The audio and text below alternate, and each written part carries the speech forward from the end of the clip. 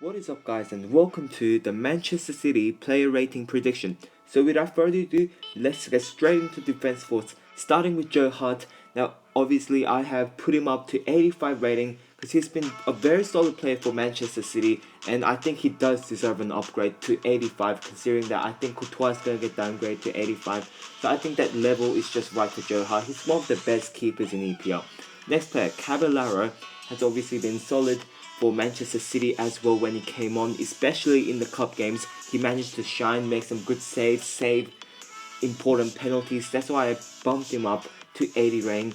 Now Mangala once again had a poor, disappointing season. When Company got injured, he did play, but it kind of ruined the structure of the defense. He didn't really play very well, so I think that's why I put him down to 79 rating. The next three players we're going to have a look at is Kolarov, Sonia, and Garth.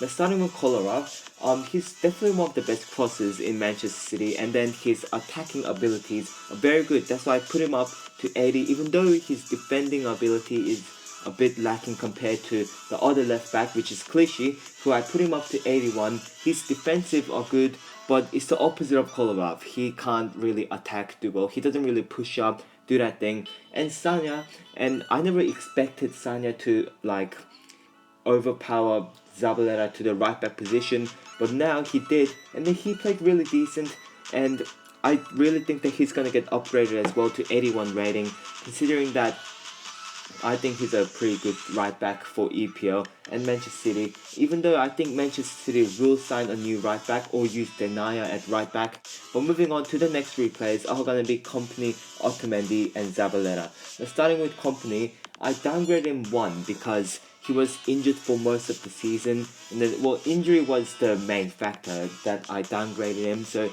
he really didn't have that chance to prove himself to be an 85 rating player, even though he did play decent when he came on. And then it just shows how much Manchester City needs the captain Vincent Company in the team. Without Company, Manchester City's defense is just it doesn't really work, if I can put it like that. And then ultimately I managed to stay because he wasn't one of the best defenders, but it's the first season for Otamendi, and then for the first season I don't think it's too bad. Hopefully next season he can perform how he like plays in the Argentina. He plays pretty well there, so hopefully Otamendi can put up the performance next season. Now moving on to the next player is gonna be Zabaleta, who is very disappointing. He didn't really play very well, and then Sanya managed to get his position on the right back.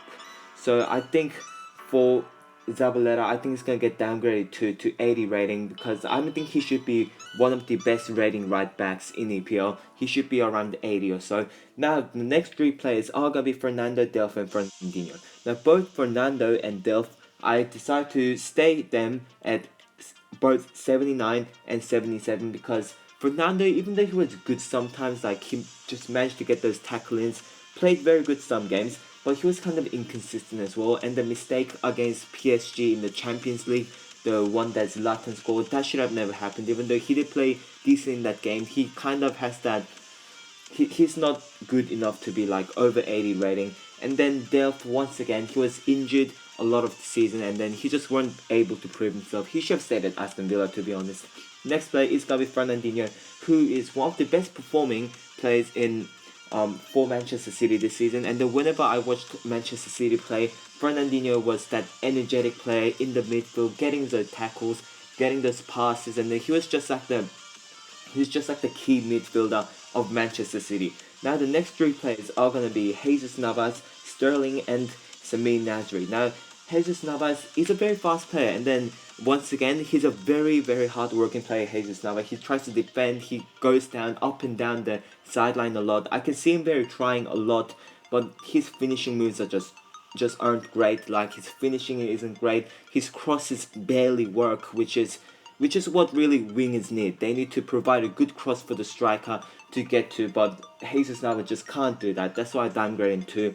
And then it's connected that Sane may go to Manchester City as well. The next player is gonna be Sterling, who obviously has been a disappointment for Manchester City once again. His price tag was just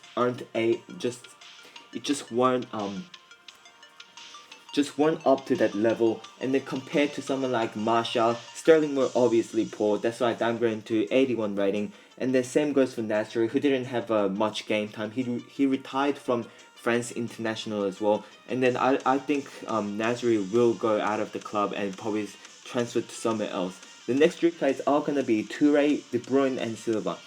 Like Toure has, well, he sometimes scores those really good goals, and sometimes he plays really well. He's the strong player in the midfield that Manchester City may need, but it does look like Toure is gonna leave.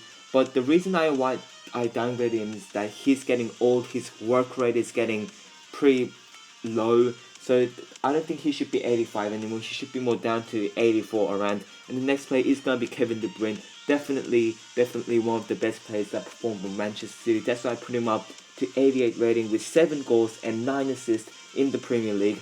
I really think he's one of the best midfielders in Premier League. The next player, Silva.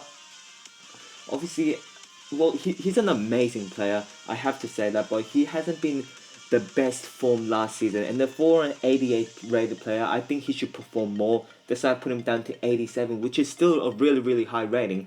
And the next three players are gonna be Bony, Iheanacho, and Aguero. Now, starting with Bony, only managed to get 4 goals and 3 assists for Manchester City, which is not what you expect from a striker. Like, in case Aguero gets injured or he's out of form, Manchester City needs that another striker, and then they are connected with Aubameyang. But right now, Bony isn't just promising, and it looks like he may go back to Swansea City. The next player, Iheanacho. Well, Iheanacho may be the backup player for Aguero actually, but Iheanacho 8 goals and 1 assist for Premier League, which is a very impressive stuff for the 19-year-old Nigerian, and that's why I bumped him up to 76 rating, because he's currently 70 rated, and that is just way too low. He should be 76 rated, definitely one of the best young players of the Premier League. And then the next player is Aguero, who managed to pick himself up 24 goals, just behind Harry Kane for the top scorer for the EPL, but 24 goals is still very good. He plays decent for Argentina, even though he's not the best. Like, okay, I gotta be honest, he's not the best for Argentina. I just watched the Copa America final, and then he missed some few good chances, and then he decided to boot up in the air for some shots. But at least in EPL and in the Champions League, he managed to perform. That's why I put him up to 89 rating. For this one, I have to say that I'm not sure. He may stay at 88, but I put him up to 89 just in case. But anyways, if you have guys, this will be it for today's video. If you guys have enjoyed it, please hit the like button, subscribe, and goodbye.